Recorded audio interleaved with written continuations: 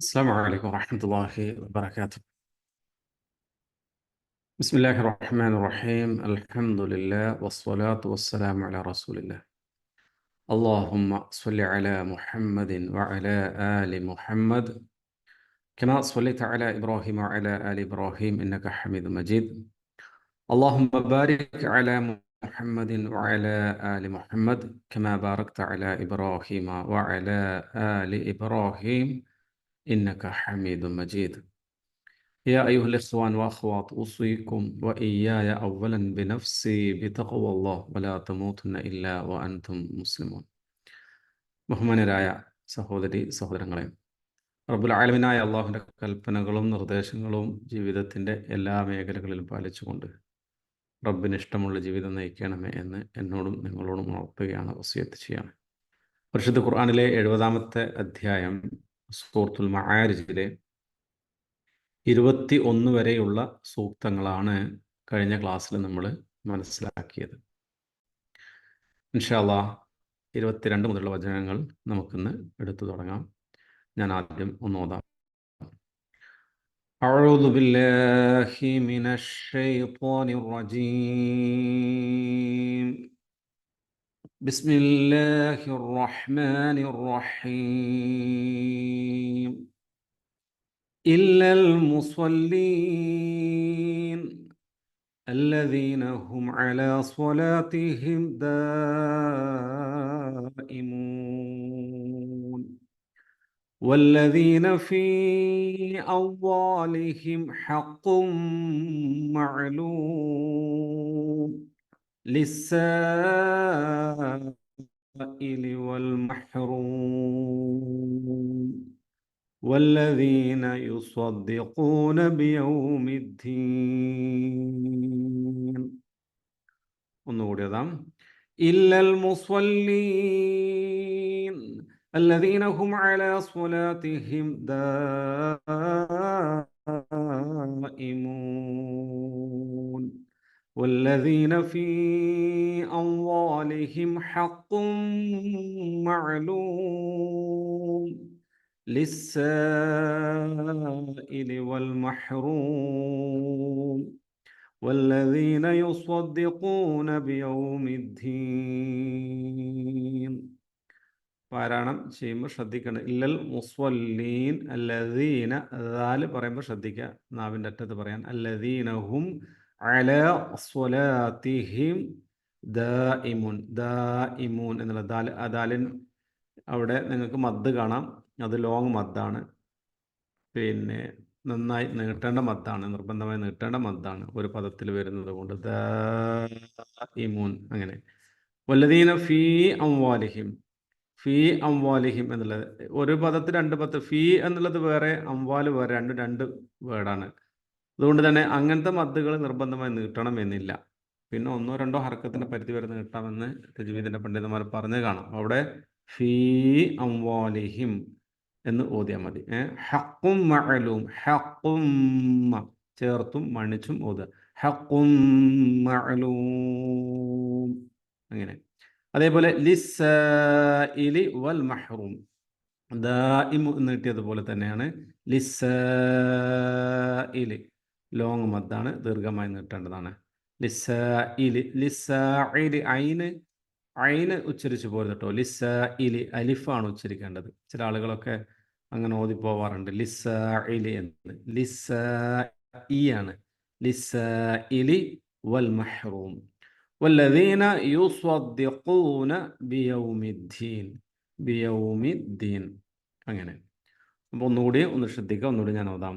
അഊദു ബില്ലാഹി മിനശ് ശൈത്വാനിർ റജീം.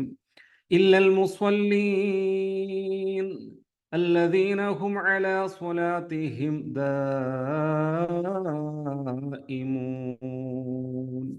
والذين في أموالهم حق معلوم للسائل والمحروم والذين يصدقون بيوم الدين. കഴിഞ്ഞ ക്ലാസ്സിൽ നമ്മൾ മനസ്സിലാക്കി അല്ലാഹു സുബ്ഹാനഹു വ തആല അവിശ്വാസികൾക്ക് വെച്ച ശിക്ഷയുമായി ബന്ധപ്പെട്ട് നരകത്തെക്കുറിച്ച് കല്ല ഇന്നഹാ ലളാ നസ്സാഅത്തൻ ലിശ്ശവാ, അല്ലേ? അല്ലാഹു സുബ്ഹാനഹു വ തആല തലയുടെ തൊലി ഉരിച്ചു കളയുന്ന, കരിച്ചു കളയുന്ന ശക്തമായ ലളയെക്കുറിച്ച് നമ്മെ ഓർമ്മപ്പെടുത്തി. നരകം അതിലേക്ക് ആളുകളെ വിളിക്കുന്നതിനെക്കുറിച്ച് നമ്മൾ മനസ്സിലാക്കി.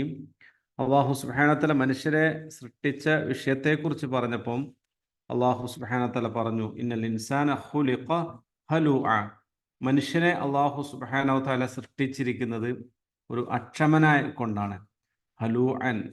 അതേപോലെ തന്നെ അവൻ എന്തെങ്കിലും പിന്നെ ഷർറ് ബാധിക്കുകയാണെങ്കിൽ അവന് വല്ലാത്ത പ്രയാസമാണ്, അവന് അക്ഷമനായിക്കൊണ്ട് അവന് നിനക്ക് കാണാം.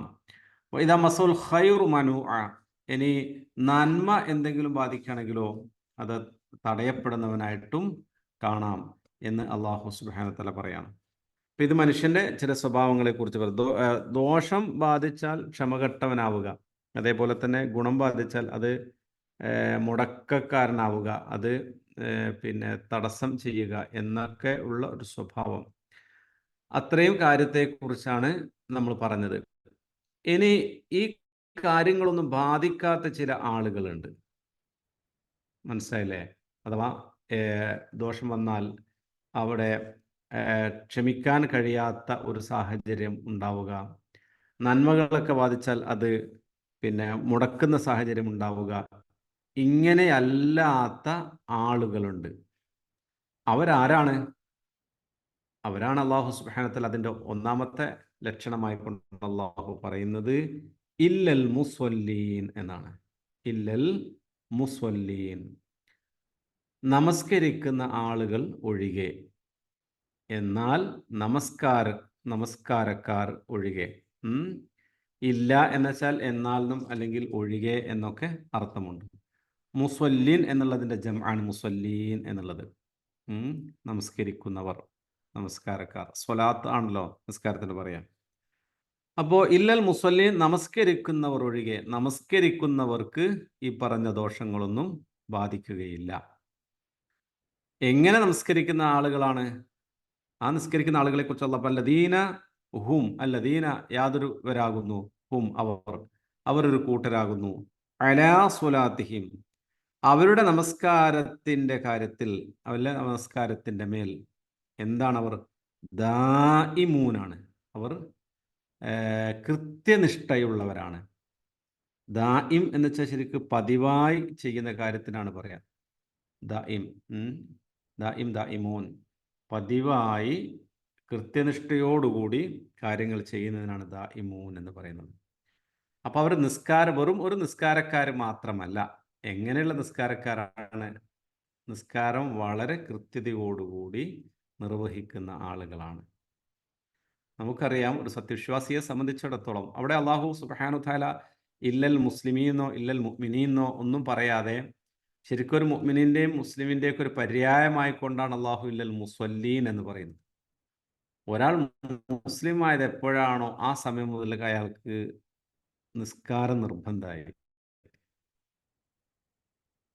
മനസ്സിലായില്ലേ? ഷഹാദ ചൊല്ലിയാൽ അപ്പം മുതൽ ആ സമയം മുതലുള്ള നിസ്കാരം അയാൾക്ക് നിർബന്ധമായി. നിസ്കാരം എന്ന് പറയുന്നത് ഒരു മുസ്ലിമിൻ്റെ ഏറ്റവും വലിയ ഐഡന്റിറ്റിയാണ്. ഒരു മുസ്ലിമും ഒരു അമുസ്ലിമും തമ്മിലുള്ള വ്യത്യാസം എന്താണ്? നിസ്കാരമാണ്. അൽ അഹദുല്ലദി ബൈനന വബൈനഹുമുസ് സ്വലാ ഫമൻ തറകഹ ഫഖദ് കഫറ എന്ന് റസൂലുള്ളാഹി സ്വല്ലല്ലാഹു അലൈഹി വസല്ലം പറഞ്ഞു. നമ്മളും അവരും തമ്മിലുള്ള വ്യത്യാസം അത് സ്വലാത്താണ്. ആരെങ്കിലും അത് ഉപേക്ഷിക്കുകയാണെങ്കിൽ അവൻ കാഫിറായി എന്നാണ്. അപ്പോൾ നിസ്കാരം നമ്മളൊക്കെ നിർവഹിക്കാറുണ്ട്, പക്ഷെ നിസ്കാരത്തിൻ്റെ പതിവുണ്ട്. ശരിക്കും ദായിം എന്നുള്ളതുണ്ടല്ലോ, ദായിം എന്നുള്ള രണ്ട് തരത്തിലുള്ള അർത്ഥങ്ങൾ പണ്ഡിതന്മാർ നൽകിയിട്ടുണ്ട്. ദായിം എന്നുള്ളത് ഒന്നത് കൃത്യതയോടുകൂടി, കൃത്യനിഷ്ഠതയോടുകൂടി ചെയ്യുക എന്നുള്ളതാണ്. രണ്ടാമത്തെ നിസ്കാരത്തിന് ദായിം എന്നുള്ളത് പിന്നെ അനക്കവും നമ്മൾ അനാവശ്യമായ ചലനങ്ങളും കാര്യങ്ങളൊന്നുമില്ലാതെ വളരെ ഭക്തിയോടുകൂടി, ഖുശൂഅോടുകൂടി, തുമഅനിയത്തോടുകൂടി നിസ്കരിക്കുന്നതാണ്. ആ രണ്ടർത്ഥത്തിലും. ഏതുപോലെ നമ്മൾ സൂറത്തുൽ പിന്നെ മാഊനിൽ പഠിക്കുന്നുണ്ടല്ലോ, ഫവൈലുൽ മുസ്വല്ലീൻ, നിസ്കരിക്കുന്നവർക്ക് നാശം. അല്ലദീനഹും അൻ സ്വലാത്തിഹിം സാഹൂൻ, അവർ നമസ്കാരത്തെ സംബന്ധിച്ച് അവർ അശ്രദ്ധരാണ്. അള്ളാഹു സുബ്ഹാനഹു വ തആല പറയാം, അങ്ങനെയുള്ള നിസ്കാരക്കാർക്ക് നാശമാണ്. എന്താണ് അശ്രദ്ധ? രണ്ട് അശ്രദ്ധയുണ്ട്. ഒന്ന്, നിസ്കാരത്തെക്കുറിച്ച് തന്നെ ബോധമില്ലാത്ത എത്രയോ മനുഷ്യന്മാരുണ്ട്. തീരെ നിസ്കരിക്കുകയോ കാര്യങ്ങളൊന്നുമില്ല. അതൊരു അശ്രദ്ധയാണ്. രണ്ടാമത്തെ, നിസ്കാരത്തിലെ അശ്രദ്ധയുണ്ട്. എവിടെയാണ്? അള്ളാന്റെ റബ്ബിന്റെ മുമ്പിലാണ് നിൽക്കുന്നത് എന്ന ബോധത്തോടു കൂടി നിസ്കരിക്കാത്ത മനുഷ്യന്മാരുണ്ട്. അള്ളാന്റെ മുമ്പിലാണ് നിൽക്കുന്നതെന്ന ബോധത്തോടു കൂടി, ശരിക്കും റബ്ബിനോടുള്ള സംസാരമാണ്, മുനാജത്താണ് എന്ത് നിസ്കാരം എന്ന് പറയുന്നത്. അപ്പൊ അത് ബോധമില്ലാതെ നിസ്കരിക്കുന്ന മനുഷ്യന്മാരുണ്ട്.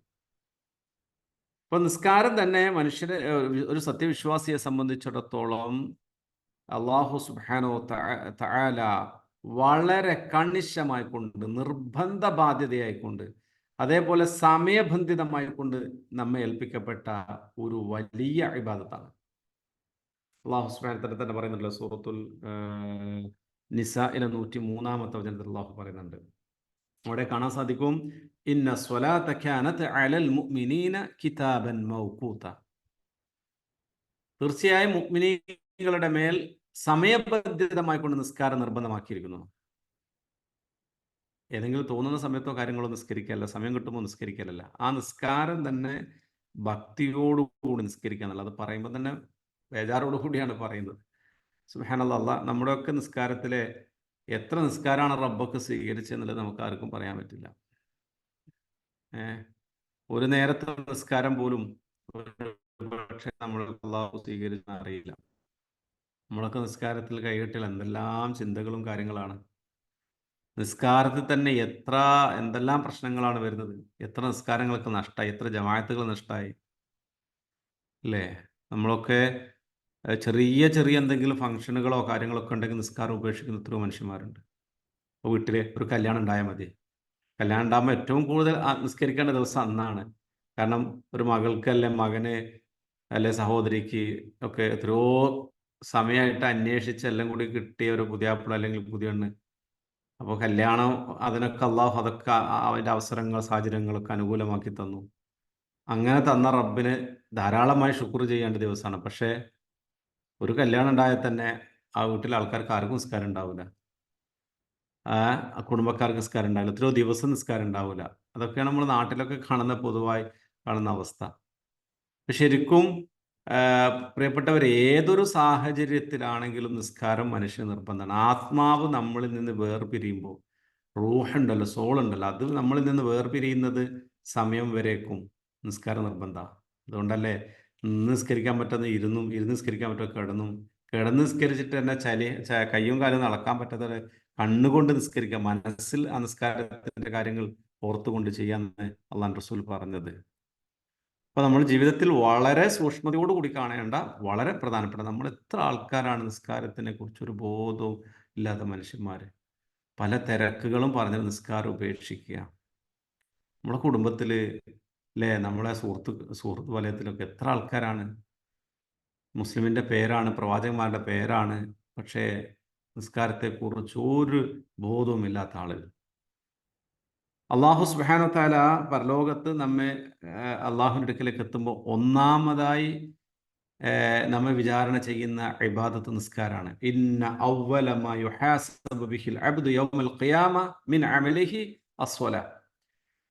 അള്ളാഹു സുബ്ഹാനഹു തആല അള്ളാഹുവിന്റെ മുമ്പിൽ എത്തുന്ന സമയത്ത് ആദ്യം തന്നെ നമ്മെ വിചാരണ ചെയ്യുന്ന ഖിയാമത്ത് നാളിൽ എന്താണ്? നിസ്കാരത്തെക്കുറിച്ചാണ്. ആ നിസ്കാരത്തിൽ അള്ളാഹു റസൂൽ പറയും, ആ നിസ്കാരത്തിൽ എന്റെ കാര്യത്തിൽ ഒരാൾ വിജയിച്ചെങ്കിൽ, അത് ആ നിസ്കാരത്തിന്റെ കാര്യത്തിൽ അത് നന്നായെങ്കിൽ അയാൾ വിജയിച്ചു, അയാൾ പാസ്സായി എന്നാണ് അള്ളാഹു റസൂൽ പറഞ്ഞത്. ഇനി ആ നിസ്കാരത്തിൽ ആ നിസ്കാരത്തിൽ പരാജയപ്പെട്ടാലോ, ആ നിസ്കാരത്തെ മോശമാക്കിയാലോ അവൻ പരാജയപ്പെട്ടു, അവൻ നശിച്ചു എന്നുള്ളതാണ്, അവൻ നാശമടഞ്ഞു എന്നുള്ളതാണ്. അപ്പൊ ആദ്യം തന്നെ ഫസ്റ്റ് തന്നെ ഉണ്ടല്ലോ, ഒരുപാട് അമലുകളുണ്ടല്ലോ, ആദ്യം തന്നെ വിചാരണ ചെയ്യുന്ന നിസ്കാരമാണ്. എന്നിട്ട് ഹദീസിൽ കാണാൻ സാധിക്കും, അല്ലാഹു റസൂൽ പറയാണ്,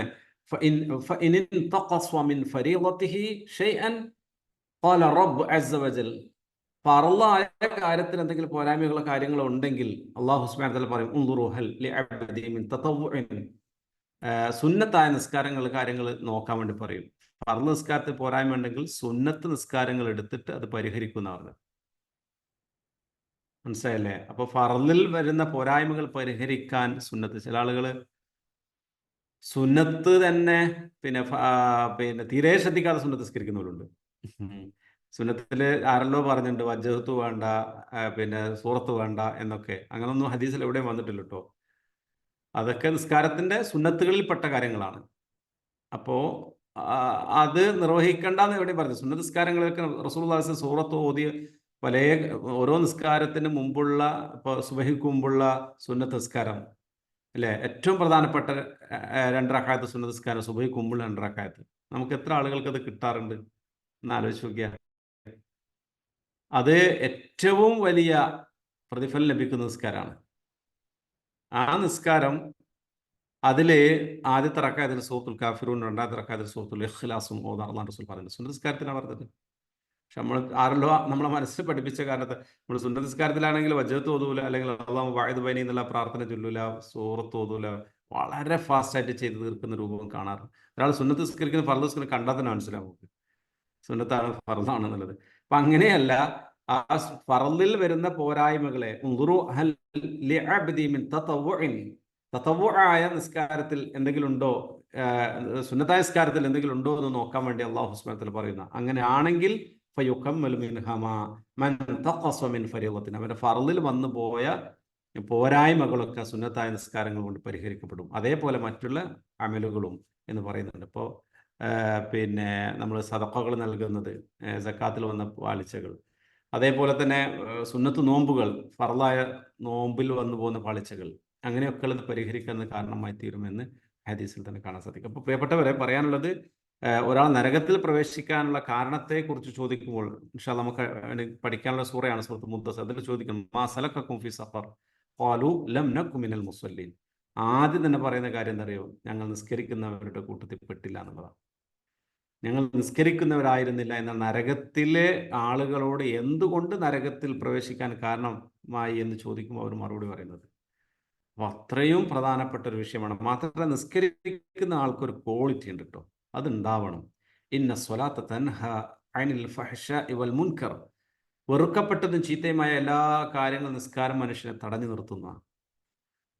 നമ്മുടെ നിസ്കാരം വെറുക്കപ്പെട്ടതും ചീത്തയുമായ കാര്യങ്ങളിൽ നിന്ന് തടഞ്ഞു നിർത്തുന്നില്ലെങ്കിൽ നമ്മൾ പരിശോധിക്കണം, നമ്മുടെ നിസ്കാരം ക്ലിയർ അല്ല എന്നുള്ള ബോധ്യമാവണം. നിസ്കരിച്ച് കള്ളുടിക്കുന്ന ആൾക്കാർ, നിസ്കരിച്ചിട്ട് വ്യഭിചരിക്കുന്ന ആൾക്കാർ, നിസ്കരിച്ച് മോഷണം നടത്തുന്ന ആൾക്കാർ, നിസ്കരിച്ചിട്ട് അന്യൻ്റെ പച്ചമാംസം തിന്ന ആൾക്കാർ, നിസ്കരിച്ചിട്ട് അങ്ങനെ അങ്ങനെ അങ്ങനെ നിസ്കാരമുണ്ട്, ബാക്കി എല്ലാ കാര്യങ്ങളും എല്ലാ തിന്മകളും ഉണ്ട്. അങ്ങനെയല്ല, നിസ്കരിക്കുന്ന ആളുകൾ തിന്മകളെ ആ നിസ്കാരം ശരിക്കും എന്തെങ്കിലും തടസ്സം ചെയ്യുന്നു. അതാണ് ഇവിടെ പറഞ്ഞ ഇദാ മസ്സഹു ശർറു ജസൂഅ വ ഇദാ മസ്സഹുൽ ഖൈറു മനൂഅ എന്നൊക്കെ പറയുന്ന ചില അവന്റെ ദുസ്വഭാവങ്ങളുണ്ടല്ലോ. ആ ദുസ്വഭാവങ്ങളെ അത് മാറ്റി നിർത്തും. നിസ്കരിക്കുന്ന ആളുകൾക്ക് അങ്ങനത്തെ പ്രശ്നം വരൂല എന്നാ.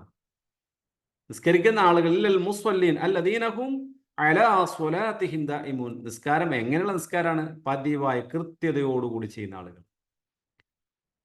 അപ്പൊ എന്റെ പ്രിയപ്പെട്ട, വളരെ പ്രാധാന്യത്തോടു കൂടി നിസ്കാരത്തിന്റെ വിഷയത്തിൽ നമ്മൾ വളരെ ഗൗരവത്തോടു കൂടി കാണണം എന്ന് സാന്ദർഭികമായി ഓർമ്മപ്പെടുത്തുകയാണ്. രണ്ടാമത്തെ കാര്യം, അയാളിലുള്ള ചില നന്മകൾ എന്താ പറയുക? രണ്ടാമത്തെ നന്മ, ഇങ്ങനെയും അയാളിൽ നന്മയുണ്ട്. ആ നന്മയുള്ള ആളുകളും ഈ പറയുന്ന തിന്മകൾ അവരിൽ ഉണ്ടാവില്ല. അതെന്താണ്? വല്ലദീൻ, അവർ ഒരു കൂട്ടരാകുന്നു. ഫീ അംവാലിഹിം, അവരുടെ സ്വത്തുക്കളിൽ. അംവാല്, മാല് എന്നുള്ളതിന്റെ ജംആണ് അംവാൽ. അപ്പൊ ഫീ അംവാലിഹിം, അവരുടെ സ്വത്തുക്കളിൽ എന്തുണ്ട്? ഹഖ്ഖുൻ, ഹഖ്ഖുണ്ട്, ഒരു അവകാശമുണ്ട്. ആർക്കാണ് അവകാശം? മഅലൂം, അറിയപ്പെട്ട.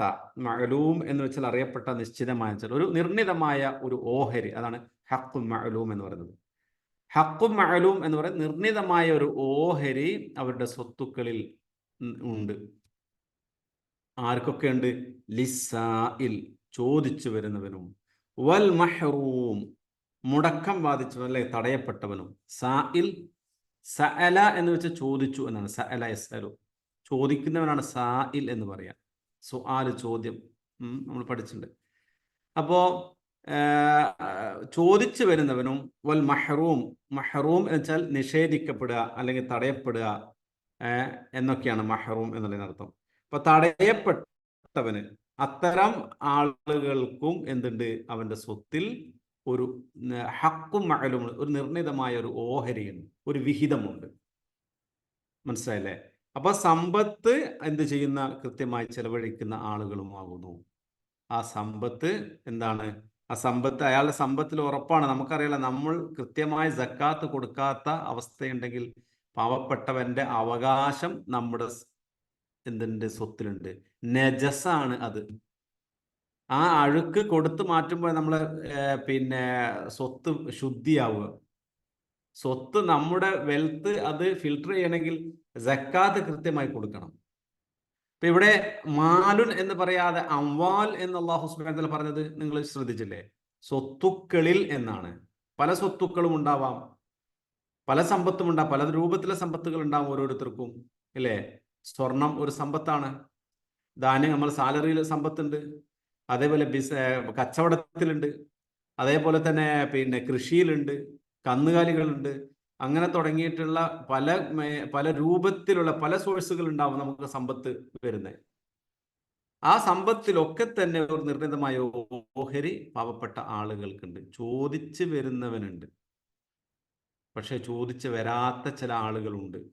ചോദിച്ച് വരാൻ മടി കാണിക്കുന്ന ആളുകൾ, പ്രയാസപ്പെടുന്ന ആളുകൾ, രോഗികളായി വീട്ടിൻ്റെ അകത്തളങ്ങൾ കഴിഞ്ഞുകൂടുന്നവർ, അംഗവൈകല്യം സംഭവിച്ചുകൊണ്ട് പ്രയാസപ്പെടുന്ന, മറ്റുള്ള ആളുകളുടെ അടുക്കലേക്ക് എത്തിച്ചേരാൻ പറ്റാത്ത ആളുകൾ, ഇങ്ങനെയുള്ള പല ആളുകളും ഉണ്ട്. അത്തരം ആളുകൾക്കൊക്കെ എന്തുണ്ട്? ഇയാളുടെ സമ്പത്തിൽ ഒരു വിഹിതമുണ്ട് എന്നാണ്. അപ്പോൾ നമ്മൾ മനസ്സിലാക്കേണ്ട രണ്ട് കാര്യങ്ങൾ. അപ്പോൾ സാഇൽ വൽ മഹ്റൂം എന്ന് പറയുന്നത് നിങ്ങൾ മനസ്സിലാക്കരുത്. ഹദീസിൽ പിന്നെ സൂറത്തു തൗബയിലെ 9-ാമത്തെ അധ്യായം, സൂറത്തു തൗബയിലെ 60-ാമത്തെ വചനത്തിൽ അല്ലാഹു ഇന്നമ സദഖാതു ലിൽ ഫുഖറാഇ വൽ മസാകിൻ എന്ന് തുടങ്ങുന്ന ആയത്ത് കാണാൻ സാധിക്കും. സക്കാത്ത് കൊടുക്കേണ്ട 8 വിഭാഗം ആളുകൾ. ഇതാണ് സക്കാത്തിന്റെ അർഹതപ്പെട്ട ആളുകൾ, 8 വിഭാഗം ആളുകൾ. അതിലൊന്ന് ഫക്കീറും മിസ്കീനും പറയുന്നുണ്ട്. ഫക്കീർ എന്ന് വെച്ചാൽ അള്ളാഹു റസൂൽ വിശദീകരിച്ചു, എക്സ്പ്ലെയിൻ ചെയ്ത സമയത്ത് അള്ളാഹു റസൂൽ പറഞ്ഞതറിയോ? ഫക്കീർ എന്ന് വെച്ചാൽ മറ്റു ആളുകളോട് അയാളുടെ ദാരിദ്ര്യം ആളുകൾക്ക് അറിയും, പലരോടും അയാൾ ചോദിക്കും, ചോദിച്ചു വാങ്ങും, പല ആളുകളുടെ അയാൾ എത്തും. പക്ഷെ മിസ്കീൻ എന്ന് പറയുന്നത് അയാളുടെ പ്രയാസങ്ങളും വിഷമങ്ങളും പുറം ലോകം അറിയില്ല. അയാൾ പുറത്തുള്ള ആളുകൾ അറിയാൻ അയാൾക്ക് നാണം, അയാൾക്ക് അഭിമാന പ്രശ്നം വിചാരിച്ച് ഒരാളോടൊന്നും പറയൂല. വീട്ടിൻ്റെ ഉള്ളിൽ ഭക്ഷണം കഴിക്കാൻ ബുദ്ധിമുട്ട്, മക്കൾക്ക് വസ്ത്രങ്ങൾ വാങ്ങിക്കൊടുക്കാൻ പ്രയാസം, പിന്നെ വിദ്യാഭ്യാസമായ പഠനോപകരണം വാങ്ങിക്കൊടുക്കാൻ പ്രയാസം, അങ്ങനെ പല ബുദ്ധിമുട്ടുകളും സഹിച്ച് ഞെക്കി ഞെരിഞ്ഞ് എടങ്ങാറായി ജീവിക്കുന്ന ആളുകൾ, അതാണ് മിസ്കീൻ. ഇപ്പോൾ ഫക്കീറിനേക്കാളേറെ മിസ്കീന് നിങ്ങൾ പ്രാധാന്യം കൊടുക്കണം അല്ലാഹു റസൂൽ പറഞ്ഞു. കാരണം ഫക്കീർ എല്ലാവരും പോയി ചോദിച്ചു വാങ്ങുമല്ലോ. പക്ഷെ മിസ്കീനെ സംബന്ധിച്ചിടത്തോളം അയാളെ അഭിമാനം അയാളെ ഒരാളുടെ അടുക്കലേക്ക് പോകാൻ സമ്മതിക്കില്ല. അപ്പൊ അത് നമ്മൾ ശരിക്കും കണ്ടെത്തേണ്ട ഒരു വിഭാഗം ആളുകളാണ്. രണ്ടാമത്തത്, ചോദിച്ചു വരുന്ന ആളുകളെ കുറിച്ച് അല്ലാഹു റസൂൽ പറഞ്ഞ ഹദീസ് കാണാൻ സാധിക്കും. പിന്നെ ലിസ്സാഇലി ഹഖ്ഖുൻ വഇൻ ജാഅ അലാ ഫുർസിൻ. ചോദിച്ചു വരുന്ന ആള് കുതിരപ്പുറത്താണെങ്കിൽ പോലും അയാൾക്ക് നിങ്ങൾ കൊടുക്കണം എന്ന് പറഞ്ഞിട്ടുണ്ട്. പക്ഷെ രണ്ട് അർത്ഥമുണ്ട്. ചോദിച്ചു വരുന്ന ആള് ശരിക്കും എന്താണ്, അതിനുള്ള യോഗ്യനാവുക എന്നതൊരു പ്രധാനപ്പെട്ട കാര്യമാണ്. മനസ്സിലല്ലേ? എങ്ങനെ യോഗ്യം എന്ന് വെച്ചാൽ, ഇപ്പോൾ നല്ല ആരോഗ്യവും കാര്യങ്ങളൊക്കെ ഉള്ള ആളുകൾ ചോദിക്കുക എന്നത് ഇസ്ലാം വിലക്കപ്പെട്ടതാണ്. അനാവശ്യമായിട്ടുള്ള, അല്ലെങ്കിൽ പിന്നെ എന്താണ്, അതൊരു ഏർപ്പാടായി സ്വീകരിച്ചു കൊണ്ടുപോകുന്ന ആൾക്കാരുണ്ട്. ചില ആൾക്കാർ പൈസ എല്ലാം ആരോഗ്യത്തിന് അധ്വാനിക്കാൻ കാര്യങ്ങൾക്ക് ഒരു ബുദ്ധിമുട്ടുണ്ടാവില്ല, പക്ഷെ മടി കൊണ്ട് അധ്വാനിക്കാനൊന്നും പോകില്ല. എന്നിട്ട് ആളുകളെ ആശ്രയിച്ച് ഡിപ്പെൻഡ് ചെയ്ത് ഇങ്ങനെ ജീവിക്കും. അതുകൊണ്ട് നമ്മൾ റമദാനിലൊക്കെ ആകുമ്പോൾ എല്ലാ കൊല്ലം വരുന്ന ഓരോ ടീം ഉണ്ടാവും. അപ്പൊ അവരൊക്കെ എന്താണ് സംഭവം? ശരിക്കും അവർക്ക്, ചില ആളുകളെ സംബന്ധിച്ചിടത്തോളം അവർക്ക് ഒരു പ്രശ്നങ്ങൾ ഉണ്ടാവില്ല.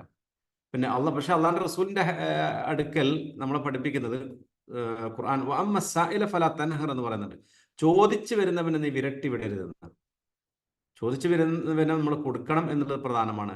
പക്ഷേ അള്ളാഹുന്റെ റസൂൽ ഒരിക്കൽ നല്ല ആരോഗ്യമുള്ള ഒരു മനുഷ്യൻ അള്ളാഹുന്റെ റസൂലിന്റെ അടുക്കൽ ചോദിച്ചു വന്നപ്പോൾ അള്ളാഹുന്റെ റസൂൽ അയാൾക്ക് പൈസയല്ല കൊടുത്തത്. അയാൾക്ക് എന്താ കൊടുത്തത്? അദ്ദേഹം അള്ളാഹുന്റെ റസൂൽ സഹാബികളോട് പറഞ്ഞു, ഒരു മഴ കൊണ്ടുവരാൻ വേണ്ടി പറഞ്ഞു. അള്ളാഹുന്റെ റസൂൽ തന്നെ അതിന് അതിന് പിടി ഉണ്ടല്ലോ, അത് ഉപയോഗിക്കാനുള്ള മരത്തിന്റെ, അത് അള്ളാൻ റസൂൽ തന്നെ അത് മുറിച്ചു കൊണ്ടുവന്ന് അതിന് ആക്സിന് ഈ പിന്നെ മരത്തിന്റെ പിടിയൊക്കെ ഇട്ടിട്ട് അദ്ദേഹത്തിന്റെ കൊടുത്തിട്ട് പറഞ്ഞു, ഇതാ ആ മലമുകളിൽ പോയിട്ട് വിറക് പിന്നെ മുറിച്ചിട്ട് മരം മുറിച്ച് വിറകാക്കി എന്നിട്ട് സൂക്കിൽ കൊണ്ട് മാർക്കറ്റിൽ കൊണ്ട് വിൽക്കാൻ വേണ്ടി, സെയിൽ ചെയ്യാൻ വേണ്ടി പറഞ്ഞു. അപ്പൊ എന്താണ് സംഭവം? അവിടെയും അള്ളാൻ റസൂൽ നിഷേധിച്ചിട്ടില്ല, ഒന്നും കൊടുക്കാന്നിട്ടില്ല. പണി ആയുധം കൊടുത്തിട്ടുണ്ട്. ശരിക്കും ജോലി ചെയ്യാനുള്ള ആയുധം കൊടുത്തിട്ടാണ് വിട്ടത്.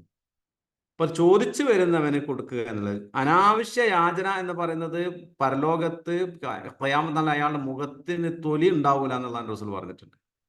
ചില ആളുകൾ വെറുതെ ഇഷ്ടംപോലെ പൈസ ഉണ്ടായിട്ടും പിന്നെ കഴിവുണ്ടായിട്ടും ഒക്കെ യാചന എന്ന് പറയുന്നത് ഏർപ്പാടായി തീരുന്ന ആളുകൾ, അത്തരം ആളുകൾ സൂക്ഷിക്കേണ്ടതാണ് ആ ഹദീസ്. രണ്ടാമത്തത് ഈ പറഞ്ഞ പോലെ മഹ്റൂം എന്ന് പറയുന്ന ആ വിഭാഗം ആളുകളുണ്ടല്ലോ, അത് പ്രിയപ്പെട്ടവരെ നമ്മളൊക്കെ ശ്രദ്ധിക്കേണ്ട ആണ്. നമ്മളൊക്കെ പല ആളുകളെയും അവരുടേതായ സ്വകാര്യതകൾ, അവരുടേതായ പ്രയാസങ്ങൾ, വിഷമങ്ങളെ കുറിച്ച് അറിയാതെ വളരെ ബുദ്ധിമുട്ടിക്കൊണ്ട് കഴിയുന്ന എത്രയോ മനുഷ്യന്മാരുണ്ട്, എത്രയോ മനുഷ്യന്മാർ. അപ്പൊ അവരുടേതായ പ്രയാസങ്ങൾ, വിഷമം, അത് നമ്മളെ കുടുംബത്തിലുള്ള ആളുകൾ നമ്മൾ ഏറ്റവും കൂടുതൽ കെയർ ചെയ്യേണ്ടത്.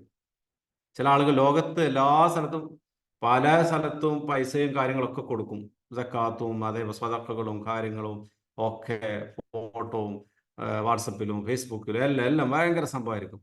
പക്ഷെ അയാളുടെ സ്വന്തം കുടുംബത്തിൽപ്പെട്ട ആളുകൾ പ്രയാസപ്പെടുന്നവർ ഒന്ന് തിരിഞ്ഞു നോക്കാൻ പോലും മനസ്സ് കാണിക്കാത്ത മനുഷ്യന്മാരുണ്ട്. എത്ര ഗൗരവത്തിലാ അത്തരം ആളുകളെ അള്ളാഹ് റസൂൽ കുടുംബത്തിൽ ചെലവഴിക്കുന്നതിന്, അല്ലെ, കുടുംബക്കാരെ പരിഗണിക്കുന്നതിൽ ഇതിനൊക്കെ എത്ര പ്രാധാന്യമായി പറഞ്ഞത്. സൂറത്തു നിസാലൊക്കെ ഓതുമ്പോൾ കാണാൻ സാധിക്കും, നമ്മൾ കൊടുക്കേണ്ട ആളുകളുടെ ആ ഒരു സ്വഭാവം പറയുമ്പോൾ കുടുംബത്തിൽപ്പെട്ട ആളുകൾക്ക് കൊടുക്കുമ്പോൾ കുടുംബ ബന്ധം ചേർത്തിയതിനും സദഖ ചെയ്ത അല്ലെങ്കിൽ സക്കാത്ത് കൊടുത്തതിനും ഒക്കെ പ്രതിഫലം ലഭിക്കുമെന്നാണ്. സക്കാത്ത് കൊടുക്കുമ്പോൾ കുടുംബം എന്ന് പറയുമ്പോൾ നമ്മൾ മനസ്സിലാക്കേണ്ടത്, നമ്മൾ നിർബന്ധമായും പിന്നെ നമ്മൾ ചെലവിന് കൊടുക്കേണ്ട ആളുകളുണ്ട്. ഇപ്പൊ എൻ്റെ ഭാര്യ, എൻ്റെ മക്കൾ, എൻ്റെ മാതാപിതാക്കൾ, ഇവരൊക്കെ നിർബന്ധമായി ഞാൻ നോക്കേണ്ട ആൾക്കാരാണ്, ചെലവിന് കൊടുക്കേണ്ട ആൾക്കാരാണ്. അവർക്കല്ല സക്കാത്ത്. അതിനപ്പുറത്തുള്ള ആളുകൾ, കുടുംബത്തിൽപ്പെട്ട ആളുകളുണ്ട്. ചില ആളുകൾ കുടുംബത്തിലേ സക്കാത്ത് കൊടുക്കാൻ പാടില്ല എന്ന് വിശ്വസിക്കുന്ന ആൾ, കുടുംബത്തിൽ പറഞ്ഞ ഞാൻ ചെലവിന് കൊടുക്കാൻ അർഹതപ്പെട്ട ആളുകൾക്കാണ് കൊടുക്കാതിരിക്കേണ്ടതുള്ളൂ, അല്ലാത്തവർക്ക് നമുക്ക് കൊടുക്കാം. ആ കൊടുക്കുന്നതിന് 2 പുണ്യമുണ്ട് എന്നുള്ളതാണ് റസൂൽ പറഞ്ഞു, 2 പുണ്യമുണ്ട്. ഇതൊക്കെ നമ്മൾ മനസ്സിലാക്കേണ്ടത്.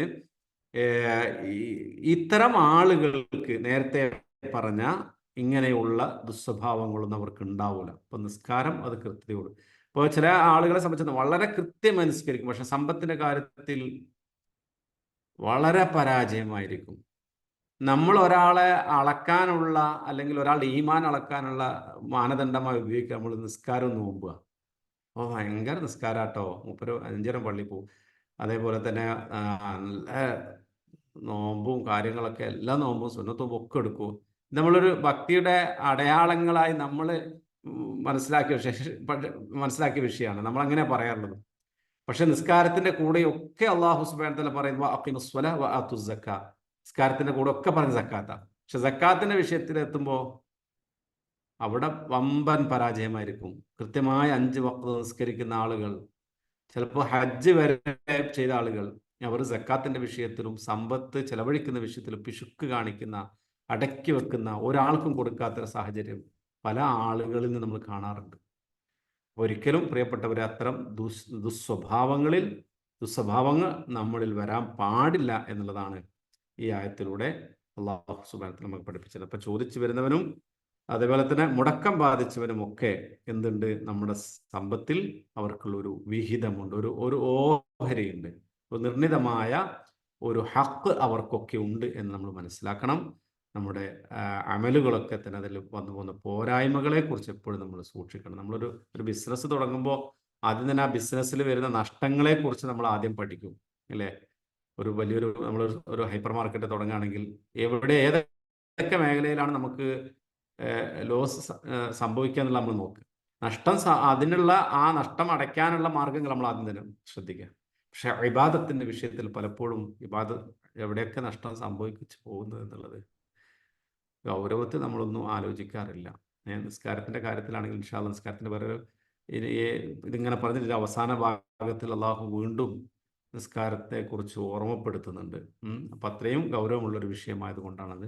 അള്ളാഹു ഓർമ്മപ്പെടുത്തി. എത്ര തിരക്കാണെങ്കിലും, ജോലിയാവട്ടെ, എന്താവട്ടെ, ഏതെല്ലാം തിരക്കാണെങ്കിലും എൻ്റെ പ്രിയപ്പെട്ടവരെ, നിസ്കാരം അത് വളരെ കൃത്യതയോടുകൂടി നിർവഹിക്കാൻ നാം ശ്രദ്ധിക്കുക. ഓരോ നിസ്കാരം അതാത് സമയത്ത് തന്നെ ചെയ്യാൻ നമ്മൾ ശ്രദ്ധിക്കുക.